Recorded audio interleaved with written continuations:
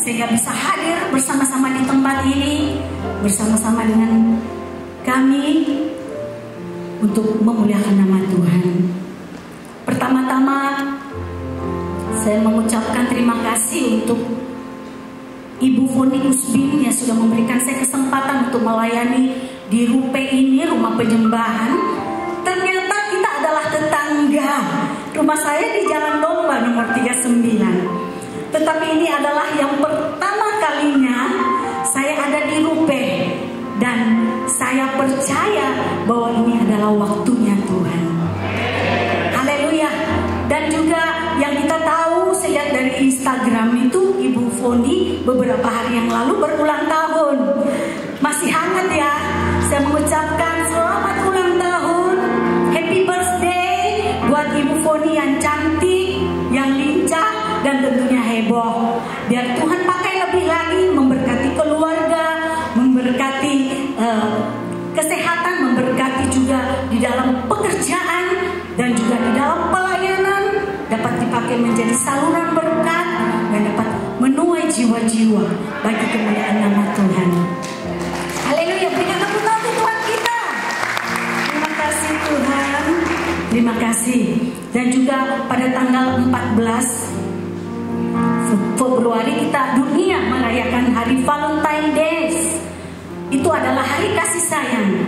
Tetapi bagi saya, hari kasih sayang itu bukan setahun sekali, tetapi adalah setiap hari. Biarlah ada kasih Yesus setiap hari di dalam kehidupan kita. Dan juga pada malam hari ini saya tidak sendiri, tetapi ada sahabat-sahabat saya yang luar biasa, yang bersama-sama memuji menyembah di tempat ini. Biar saya perkenalkan ya, Ibu Anita, bisa bangkit berdiri dulu. Kita semuanya sudah tahu ya Ibu Anita. Dan juga Ibu Mimi, silahkan bangkit berdiri. Haleluya. Dan juga Ibu Reni dan Ibu Rina yang juga tidak asing bagi kita. Haleluya. Puji nama Tuhan. Saudara, ada pepatah yang berkata, dalamnya laut dapat kita duga, tetapi hati manusia siapakah yang tahu? Ada orang yang berkata bahwa kita harus menjaga harta. Ada yang berkata kita harus menjaga penampilan. Ada juga yang berkata harus menjaga kesehatan dan pikiran kita. Itu benar. Tetapi orang yang menjaga harta tentunya yang punya uang banyak ya. Yang penting hatinya tidak melekat kepada harta, karena cinta akan uang itu akar dari segala kejahatan. Dan melalui berkat yang Tuhan limpahkan, orang yang punya banyak harta itu bisa dipakai untuk membantu orang yang membutuhkan, membantu orang yang miskin, dan juga dapat memperlebar kerajaan surga di bumi. Amin. Orang yang menjaga penampilan, nah kita semuanya wanita ya, yang ada di sini lihat cantik-cantik, pakai warna pink. Dan bagaimana kita pasti para wanita, kita pasti menjaga kecantikan kita. Tetapi zaman sekarang pria pun menjaga penampilan mereka. Nah, karena firman-Nya berkata manusia itu melihat apa yang terlihat, sedangkan Tuhan itu melihat hati kita. Dan juga orang yang menjaga kesehatan, banyak orang yang sedang sakit, dan orang yang sehat pun mereka menjaga kesehatan mereka. Mereka berolahraga, mereka minum vitamin supaya tetap fit. Itu benar semuanya Bapak Ibu Saudara sekalian. Tetapi ada satu di dalam tubuh kita yang kecil, yang perlu dijaga lebih lagi, yaitu apa? Yaitu hati. Hati kita yang kecil ini yang menentukan kita, saudara. Oleh sebab itu pada hari ini saya akan menyampaikan dengan tema jaga hatimu di dalam segala kewaspadaan. Kita lihat di dalam Amsal 4 ayat 23. Di situ dikatakan pelihara hatimu dengan segala kewaspadaan. Karena disitulah terpancar kehidupan. Kita bisa menjaga semuanya itu baik. Tetapi yang terpenting itu Tuhan berkata kita harus menjaga hati kita. Karena disitulah memancarkan kehidupan.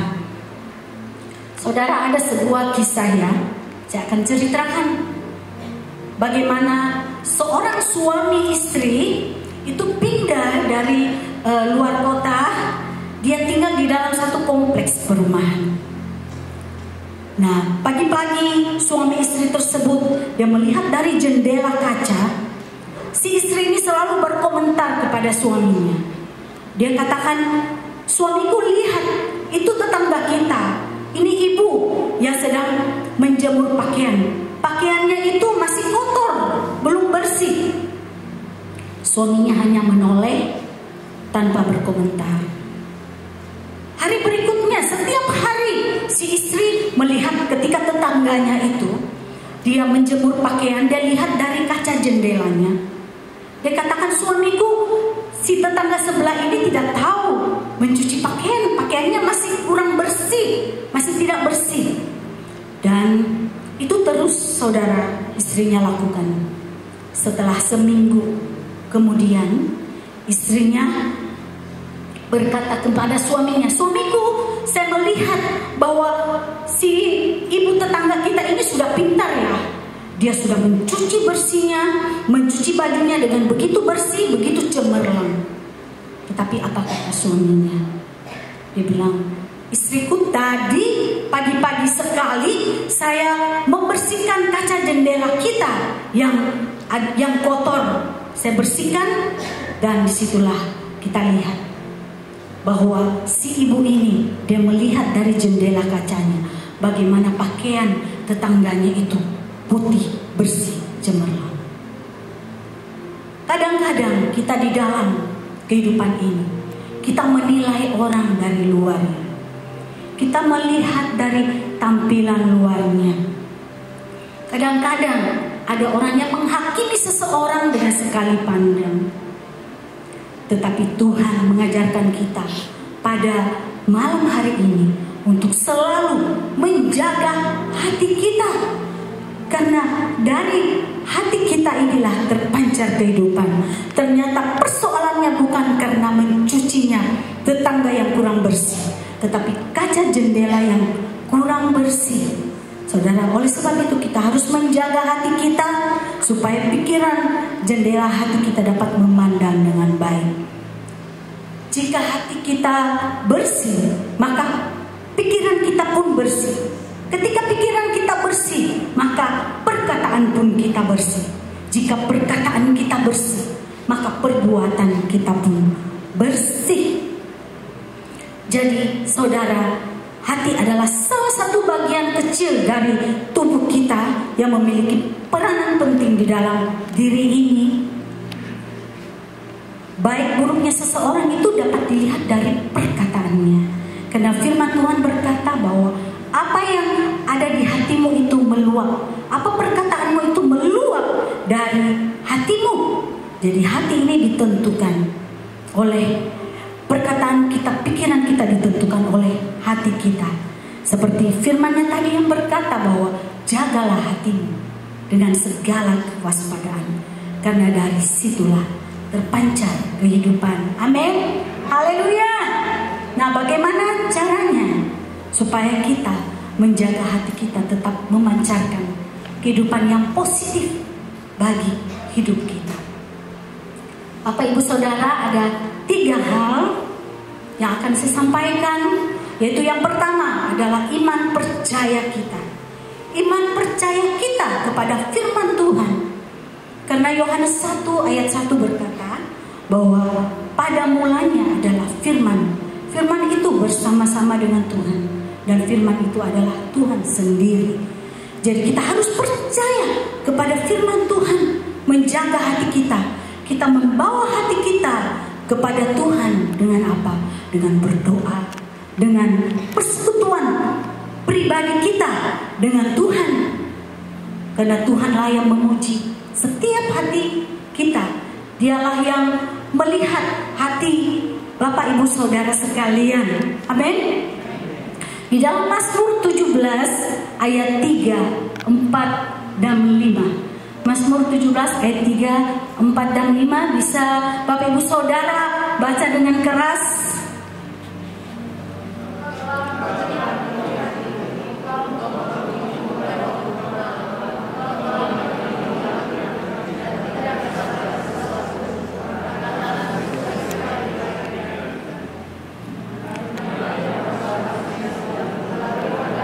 Firman di mulutku akan menjaganya terhadap jalan-jalan orang yang kejam.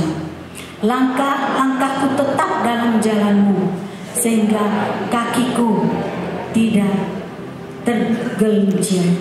Nah, itulah firman Tuhan yang datang, bahwa Tuhan yang memuji hati kita, Tuhan yang menjaga langkah-langkah kita ketika di dalam hati kita ada iman percaya kepada firman Tuhan. Sehingga ketika hati kita dipenuhi dengan firman Tuhan, maka pikiran kita akan dipenuhi dengan firman Tuhan. Kalau pikiran kita, firman Tuhan ada yang berkata, pikirkan semua yang baik, semua yang benar, semua yang sedap didengar. Pikirkanlah semuanya itu. Otomatis di dalam perkataan kita akan muncul perkataan-perkataan yang sesuai dengan firman Tuhan. Itulah sebabnya kita menjaga hati kita dengan punya iman percaya kepada Tuhan. Sebab Tuhan akan menjaga langkah-langkah kita, karena firman-Nya berkata bahwa firman-Mu pelita bagi kakiku dan terang bagi jalan-jalanku. Saudara, di dalam pandemi ini kita sudah melewati kurang lebih 3 tahun ya, atau hampir 3 tahun. Nah, di dalam pandemi ini orang yang bersungguh-sungguh dalam Tuhan dan orang yang tidak bersungguh dalam Tuhan mengalami tekanan-tekanan di dalam kehidupannya karena pandemi ini. Bahkan di dalam perekonomian sempat semua pengusaha pun mengalami pandemi ini. Dan saya sudah 2 kali di dalam pandemi ini, kan ada COVID. Sudah 2 kali saya mendapatkan COVID ini, dan keluarga saya pun semuanya sudah pernah merasakan bagaimana orang sakit COVID, saudara. Jadi disinilah kita melihat bagaimana orang yang bersungguh-sungguh dalam Tuhan dan tidak bersungguh dalam Tuhan pun mengalaminya. Tapi saudara, ada satu perbedaan antara orang yang bersungguh dalam Tuhan, yang hatinya dipenuhi oleh firman Tuhan, sehingga yang ada adalah pengucapan syukur, karena firman mengajarkan kita untuk mengucap syukur di dalam segala hal yang tidak baik dan baik yang terjadi. Kita harus mengucap syukur. Jangan hati kita bersungut-sungut kepada Tuhan. Dan saya melihat bagaimana Tuhan itu luar biasa, sehingga kami dapat melalui ini semuanya. Bukan karena apa, saudara, karena kita dapat melaluinya, dan ada orang yang tidak dapat melaluinya. Karena kalau kita dapat melalui, berarti belum waktunya Tuhan untuk memanggil kita. Dan saya percaya di tempat ini semuanya juga mungkin hampir seluruhnya pun pernah mengalami sakit COVID. Tapi disitulah saya diajarkan Tuhan. Di dalam proses saya sendiri, kita kan tidak bisa keluar rumah. Jadi disitulah saya diproses. Bagaimana saya berdiam, bagaimana saya bersama dengan Tuhan berdua di kamar. Dan saya menikmati betapa Tuhan itu baik. Sehingga ketika pun saya di kamar saya buka jendela. Di kamar saya ada pintu luar. Saya pun sempat menyaksikan bagaimana burung-burung terbang. Saya bersyukur. Dan itu tidak pernah saya alami. Tapi ketika COVID itulah saya mengalami Tuhan lebih lagi. Saya merasakan Tuhan dengan kesendirian saya. Dan itu luar biasa. Tuhan memproses saya luar biasa sehingga saya dapat melalui semuanya dengan pengucapan syukur tanpa sungut-sungut. Haleluya, terpujilah Tuhan.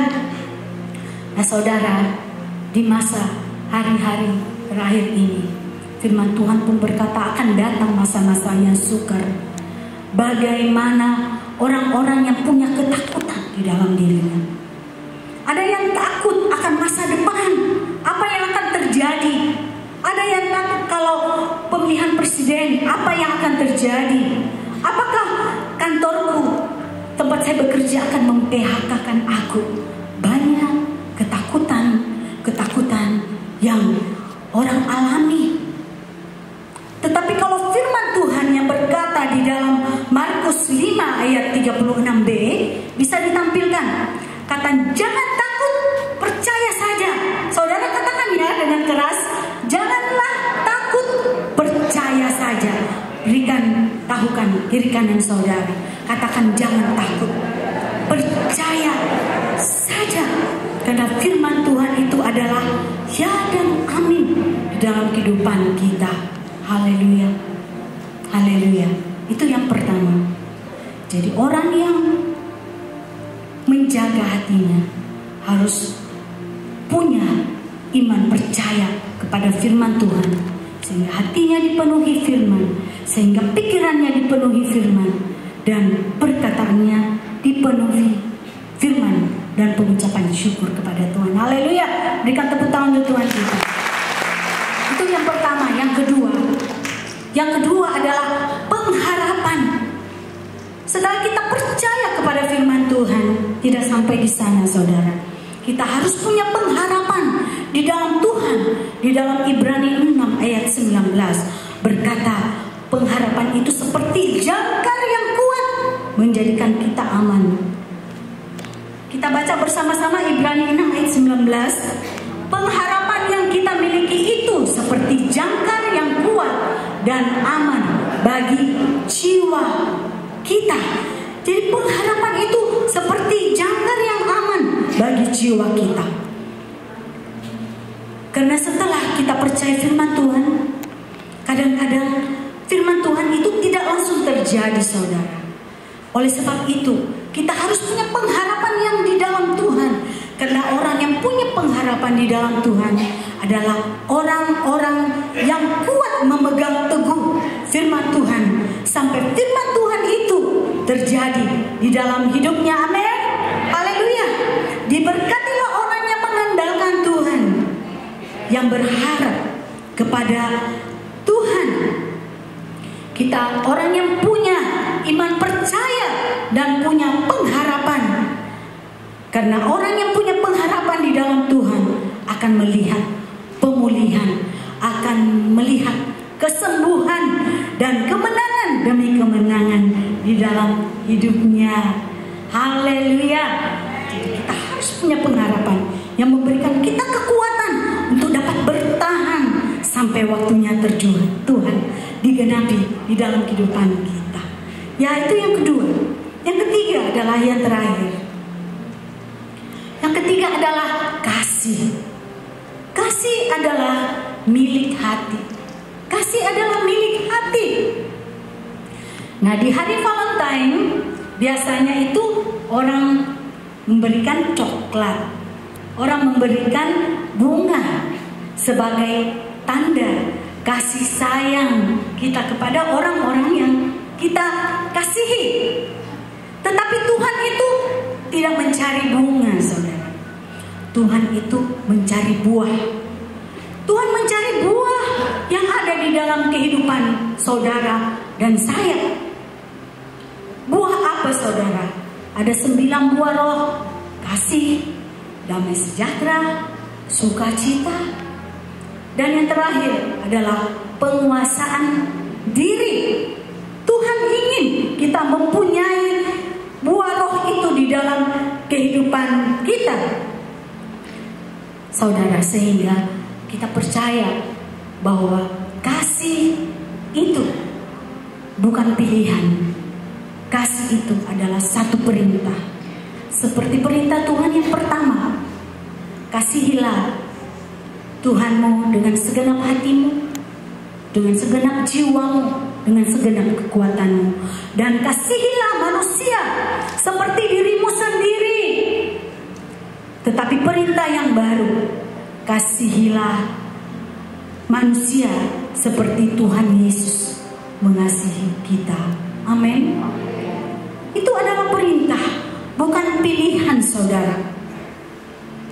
Dan kita tidak dapat mengasihi Tuhan dengan kekuatan kita, saudara. Oleh sebab itu, Papa Elohim berkata, karena begitu besar kasih Elohim akan dunia ini, sehingga Dia memberikan anaknya yang tunggal, yaitu Yesus Kristus Tuhan. Siapa yang percaya kepadanya tidak binasa, melainkan memperoleh hidup yang kekal. Berarti kasih itu bukan karena kita, tetapi kasih Yesus yang terlebih dahulu datang mengasihi saudara dan saya, sehingga kita dapat dimampukan untuk mengasihi Tuhan. Dan bukan hanya itu, saudara, di dalam Ulangan, kita lihat di dalam Ulangan 30 ayat 6. Bukan kekuatan kita dapat mengasihi Tuhan. Ketika kita bersungguh-sungguh di dalam Tuhan, firman-Nya ada di dalam kita, dan kita mau melakukan kebenaran firman Tuhan, mencari Tuhan dengan segenap hati kita, maka dikatakan di dalam Ulangan 30 ayat 6, kita baca bersama-sama dengan keras, dan Yahweh Elohimmu akan menyunat hatimu dan hati keturunanmu, sehingga engkau mengasihi Yahweh Elohimmu dengan segenap hati, dengan segenap jiwamu, supaya engkau hidup. Jadi bukan kekuatan kita, saudara, tetapi ketika kita datang kepada Bapa dan kita mau menjadi pelaku firman, bukan hanya kita, saudara, bukan hanya kita yang dimampukan, juga keturunan kita.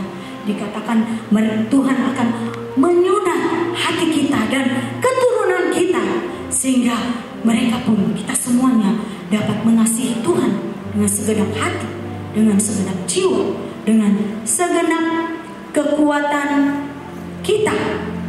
Haleluya. Dan biarlah kasih mula-mula itu terus berkobar kembali di dalam kehidupan kita. Dan Tuhan memberikan firman-Nya juga kepada saya, mengingatkan akan Wahyu 2 yang kepada jemaat di Efesus.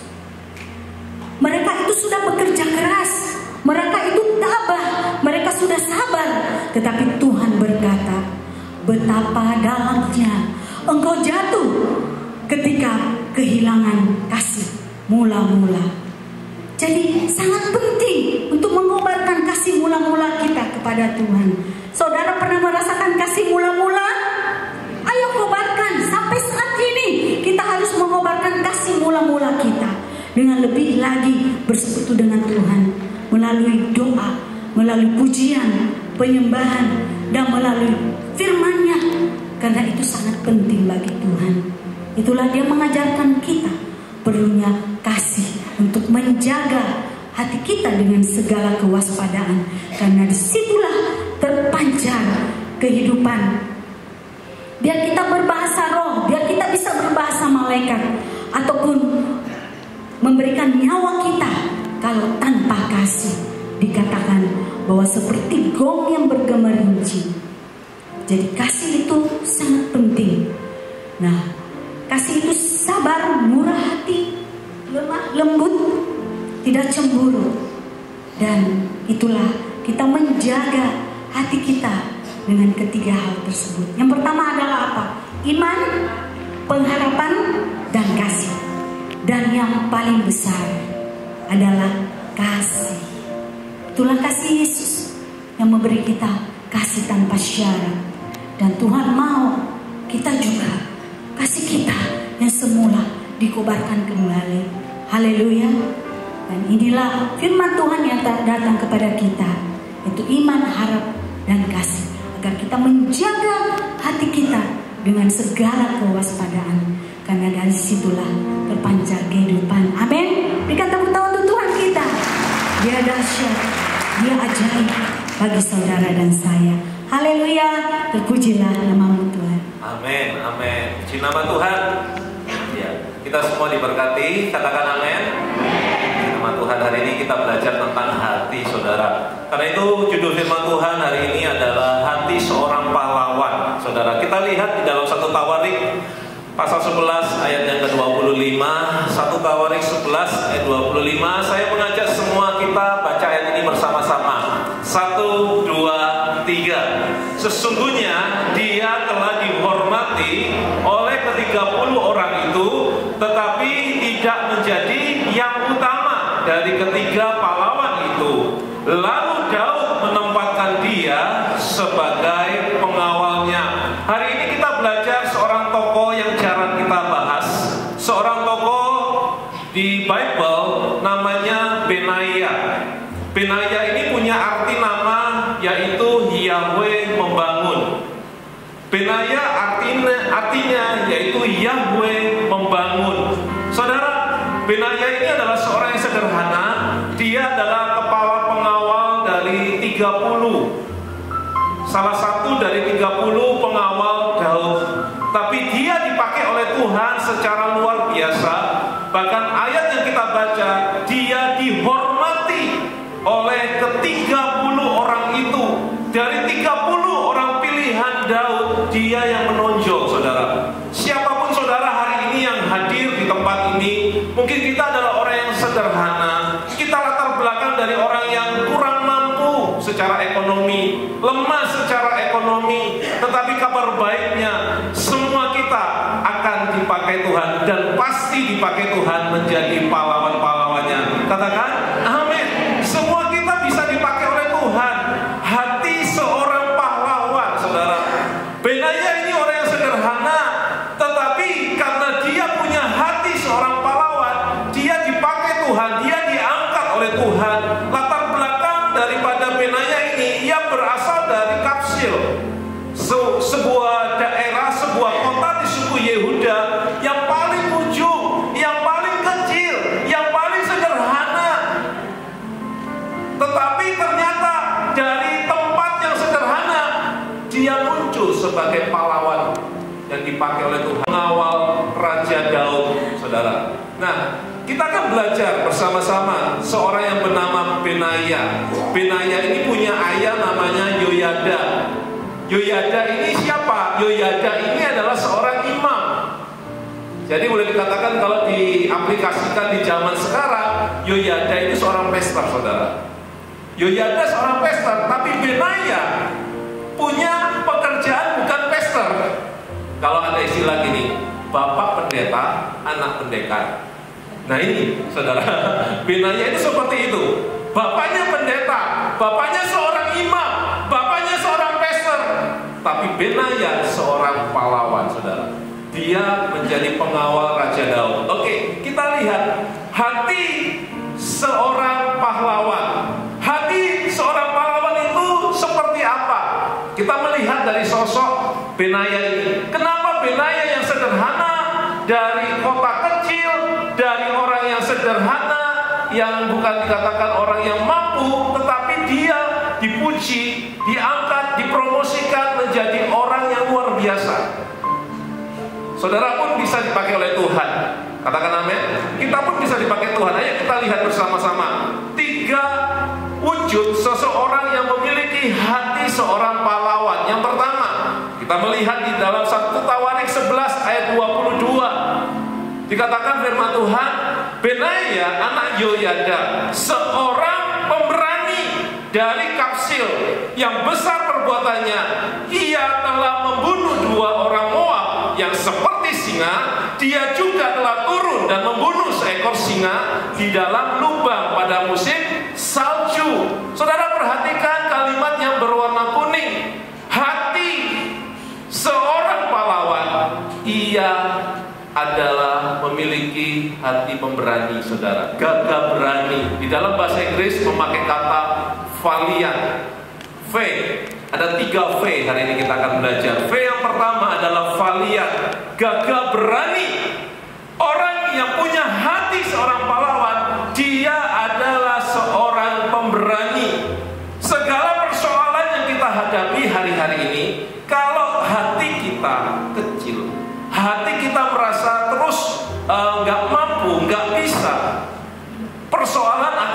menginjak-injak kita. Tapi Tuhan gak mau saudara kalah dengan persoalan saudara. Tuhan mau semua kita di tempat ini menjadi seorang pemenang. Bukan orang yang kalah, gagal, dan mengundurkan diri. Tetapi Tuhan Yesus ingin semua saudara menjadi orang yang gagah berani menghadapi persoalan. Ketika datang persoalan, bukan dihindari, bukan kita bersembunyi dari persoalan itu, justru kita harus hadapi. Semakin kita hadapi, semakin selesai. Saudara, siapa yang baru hari Senin kemarin kebanjiran? Ada ya? Pasti ada. Rumah saya juga hampir banjir, saudara. Hampir masuk ke rumah, saudara, banjirnya. Seumur-umur di rumah itu saya sudah tinggal hampir 7 tahun. Gak pernah banjir itu masuk ke rumah. Kalaupun banjir itu cuma di luar rumah, itu pun cuma 10 cm selama ini, saudara. Tetapi hari Senin kemarin itu satu hal yang hati saya waktu itu kayak gini, saudara. Kalau saya kebanjiran, apa yang harus saya lakukan? Saya juga bingung, saudara. Karena waktu itu nggak kepikiran akan datangnya banjir. Saya bawa anak-anak saya ke sekolah. Istri saya tidak ada di rumah. Saya sendirian di rumah sambil nungguin di depan. Wah, ini nggak selesai-selesai hujannya. Nggak selesai-selesai hujannya. Bukan berarti cuma lihat-lihat toh. Enggak, sambil doa, saudara. Ya, sambil tengking-tengking. Dalam nama Yesus, banjir mundur. Dalam nama Yesus, banjir mundur, saudara. Ini kan persoalan. Persoalan yang sedang saya hadapi. Mungkin beberapa kita yang rumahnya baik-baik saja, yang selamat dari banjir, mungkin tidak mengalami seperti ini. Kalau saudara di posisi saya waktu itu, mungkin saudara juga mengalami yang seperti saya, yang sedikit dagdikduk. Kalau masuk, saudara, akhirnya singkat cerita, akhirnya itu masuk, saudara, di teras. Masuk di teras. Sisa 5 cm lagi air itu akan masuk ke rumah, saudara. Saya tungguin, Tuhan, kalau ini masuk berarti saya siap-siap angkat perabot rumah. Ya, ada sofa, ada kulkas, ada dispenser. Saya siap angkat, nggak tahu angkat di mana. Paling juga beberapa ada korban rusak, tidak. Pasrah, Tuhan, aku serahkan sama Engkau. Dalam nama Yesus, banjir tidak masuk rumah. Yang aku yakini, banjir tidak masuk rumah dalam nama Yesus. Saya sempat jemput anak saya sekolah, itu pun harus melewati banjir. Kalaupun mobil, saudara, buka pintu, air di luar mobil itu masuk, saudara. Berarti saudara bisa bayangkan, berarti tinggi juga. Ya, tinggi. Saya berpikir gini, kalau saya jemput anak saya, mobil mogok tengah jalan nggak apa-apa, pokoknya anak sudah pulang bersama saya. Yang penting anak-anak selamat dulu. Ya, ini juga kebingungan saya waktu itu. Bukan hanya mikirin banjir, mikirin anak-anak yang di sekolah, gimana cara jemputnya, saudara. Nah, puji Tuhan, akhirnya saya beranikan, sudah nekat saja. Mobil saya keluarkan, saya lewati banjir. Sudah, singkat cerita, sampai jemput anak saya, bawa pulang. Saya bilang sama anak-anak, siap-siap kita menghadapi banjir ya. Kalaupun nanti mobil kebanjiran, masuk air di mobil, ya sudah, siap-siap buka kos kaki, buka sepatu, ya, kita akan banjir-banjiran. Tapi nanti sampai rumah pasti banjir kok. Biar papi turun dulu, anak-anak tetap di mobil. Nah, saya akhirnya tiba di rumah, saya turun, buka pagar, naikkan mobil di teras, saudara. Di teras itu masih banjir juga. Di bawah dalam, apalagi naik teras ya masih ada banjir, kurang lebih 10 cm sudah masuk, hampir masuk dalam rumah, saudara. Nah, saudara, dan saya tunggu. Saya pikir kalau saya pulang sudah masuk tuh. Sudah masuk pasti, tapi ternyata enggak, saudara. Saya pulang airnya masih belum masuk. Puji Tuhan, saudara. Padahal tadi sebelum saya keluar rumah mau jemput anak-anak itu 5 cm, saudara. Dan yang terjadi akhirnya jam 3 hujan mulai surut, mundur 30 cm, mundur 1 meter, mundur 2 meter. Waduh Tuhan, selamat, tidak banjir, saudara. Enggak banjir. Nah, ini kesaksian. Ya, mungkin bagi kita sederhana. Tetapi bagi saya saat itu juga sebuah pergumulan. Kalau rumah banjir, gimana? Tapi saya percaya juga saudara, kalaupun punya pengalaman yang sama, bahkan sampai kebanjiran, bukan berarti Tuhan nggak tolong saudara. Semua kita punya pengalaman berbeda-beda. Dan disitulah momen kita sebenarnya sedang pertaruhan iman. Kita sedang mempertaruhkan iman, saudara. Kita pandai khotbah, kita pandai berbicara firman. Tapi hari itu juga saya ngalami, saya harus pakai iman saya. Dalam nama Yesus, banjir pergi. Mundur. Dan ternyata puji Tuhan, nggak sampai masuk, hanya di teras, saudara. Ya, itu pengalaman. Jadi persoalan itu harus dihadapi, bukan dihindari. Banjir bukan dihindari. Ada beberapa yang saya dengar lari ke hotel. Oh, nggak apa-apa. Ya memang nggak bisa tidur, saudara, karena mungkin kasurnya sudah kebanjiran. Tapi hari itu saya sudah pasrah dan siap menghadapi. Nah, ini pengalaman yang baru-baru ini, saudara. Jadi sebagai seorang pahlawan, kita harus gagah berani, valian, menghadapi semua persoalan yang di depan kita. Ada persoalan kecil, persoalan besar. Solusinya cuma satu, Yesus. Katakan bersama saya, Yesus solusi saya. 1, 2, 3. Yesus solusi saya. Besar kecil, Yesus. Banyak sedikit, Yesus. Dan semua pasti selesai di dalam nama Tuhan Yesus, saudara. Yang pertama adalah valian. Yang kedua sekarang, wujud seorang yang memiliki hati pahlawan. Di ayat 23 dikatakan apa, saudara? Dia membunuh seorang Mesir yang tingginya 5 hasta. Pada tangan orang Mesir itu ada sebuah tombak yang sangat besar, tetapi dia mendatanginya dengan sebuah tongkat, merebut tombak dari tangan orang Mesir itu dan membunuhnya dengan tombaknya sendiri. Saudara, kalau ada orang pegang tombak, ada orang pegang senjata, ya, lalu direbut sama Benaya, kira-kira yang dipikiran saudara apa?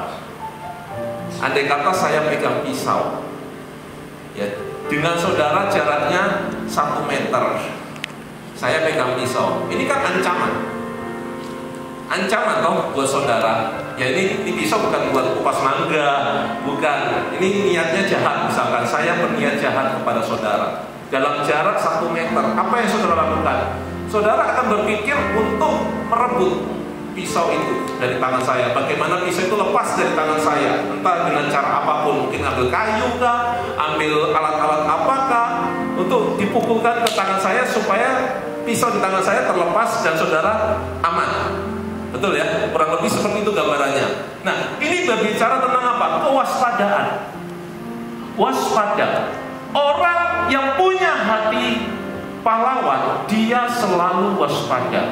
Hatinya itu selalu waspada. Kalau tadi ayat dikatakan, jagalah hatimu dengan segala kewaspadaan, karena dari situ terpancar kehidupan. Orang yang punya hati pahlawan itu waspada. Waspada apa? Waspada itu bukan berarti penakut, bukan. Waspada itu bukan berarti khawatir. Waspada yang dimaksud adalah mengantisipasi segala kemungkinan. Itu arti waspada. Waspada bukan berarti takut, sembunyi, khawatir, bukan itu yang saya maksud. Waspada yang saya maksud adalah bagaimana kita mengatasi segala kemungkinan yang terjadi. Karena itu hari-hari yang terakhir tadi dikatakan oleh namanya Ibu Meriani, saudara, hari-hari yang terakhir akan banyak orang yang kehilangan kasih. Kasihnya menjadi dingin. Jemaat di tempat ini ialah saudara senantiasa waspada. Memasuki akhir zaman ini ada banyak orang yang jahat bertambah jahat, yang baik bertambah baik, kata kitab Wahyu. Nah, kita tinggal pilih, kita mau yang jahat atau kita yang baik. Saudara nggak bisa berkata yang sedang saja, Master. Lo nggak bisa yang sedang saja. Saudara pilih, mau jadi yang jahat atau jadi yang baik. Yang jahat tambah jahat, yang baik tambah baik, saudara. Nggak bisa di tengah-tengah. Saudara nggak bisa memasuki sebuah area abu-abu. Nggak bisa. Saudara harus menentukan. Nah, hari ini, saudara, firman Tuhan mengingatkan kepada kita, hati seorang pahlawan, dia harus waspada. Tuhan, biarlah hatiku terjaga, jangan sampai aku jatuh di dalam pencobaan. Itu orang yang waspada. Mampukan aku ya Tuhan, supaya aku nggak kuru-kuruan sama suamiku. Mampukan aku ya Tuhan, supaya aku nggak ngomel-ngomel sama istriku. Nah ini saudara waspada. Dia tahu kalau sudah waktunya dompet tipis, dia akan ngomel-ngomel. Dia tahu. Tapi dia berdoa, Tuhan mampukan supaya mulutku nggak ngomel. Saudara, nah ini pergumulan yang sering kali realita di dalam kehidupan kita. Tanpa kita sadari, kita ini bersalah dengan mulut kita. Kita mengumpat, kita mengomel, kita mengutuki. Ayo, biarlah semua kita jemaat YS di Rupe ini, kita waspada, menjaga hati kita. Jangan sampai kita salah, saudara. Di dalam segala hal, tingkah laku kita, perkataan kita, kita senantiasa waspada agar kita tidak jahat bertambah jahat, tapi kita menjadi pribadi yang baik, bertambah baik, semakin baik. Tepuk tangan buat Tuhan Yesus kita, saudara. Waspadalah. Ya, itu yang kedua, yaitu waspada dari kata vigilant. V yang kedua, vigilant. Ya, sekarang V yang ketiga, yaitu vibrant.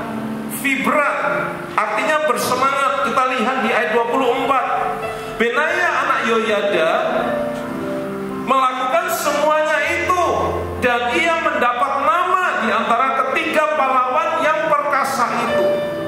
Saudara, saya mau tanya, kalau orang mau melakukan semua, itu kira-kira gambaran apa ya? Misalkan saudara datang ke Rupe, datang jam 5, ya terlalu rajin saudara. Ngapain? Pengurusnya belum ada, mungkin gedungnya juga belum dibuka, tapi saudara sudah datang duluan. Lalu ketika saudara datang duluan, saudara lihat-lihat, kok ini kurang ya, kok itu kurang ya, kok itu kurang ya, kok itu kurang ya. Semua dilihat kurang oleh engkau. Lalu dalam hatimu, Tuhan, aku pengen melengkapi yang kurang itu. Ya, misalkan apa? Kok ini rasanya lantainya kotor ya? Aku mau bersihkan deh. Misalkan terlalu rajin, saudara. Setelah disapu masih kotor, dipel. Habis dipel, kok lihat kursinya berantakan. Dia ambil kursi satu persatu, dia rapikan. Dia lakukan itu semuanya. Kira-kira apa itu artinya? Semangat ya.